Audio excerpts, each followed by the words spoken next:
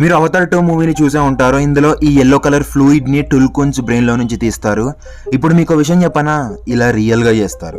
17th సెంచరీలో first time sperm వేల్ ని పట్టుకున్నారు. అప్పట్లో ఇది చాలా పెద్ద విషయం, ఎందుకంటే సాధారణంగా స్పమ్ వేల్స్ చాలా డీప్ ఓషన్ లో నివసిస్తాయి.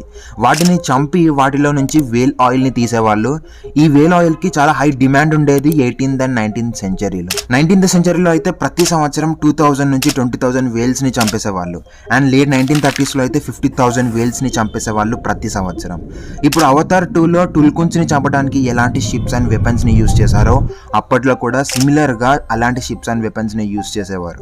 వరల్డ్ వార్ 2 తర్వాత వేల్ ఆయిల్ అండ్ వేల్ మీట్ కి చాలా డిమాండ్ పెరిగిపోయింది. బట్ ఇలానే కొనసాగితే వేల్స్ అన్ని అంతరించిపోతాయని 1986 లో ఇంటర్నేషనల్ వేలింగ్ కమిషన్ వేల్స్ ని చంపొద్దని వేలింగ్ ని బ్యాన్ చేసింది. బట్ ఇప్పటికీ నార్వే అండ్ జపాన్ వినకుండా వేల్స్ ని వేటాడుతూ ఉంటారు. దీని మీద మీ ఒపీనియన్ ఏంటి? కామెంట్ చేయండి.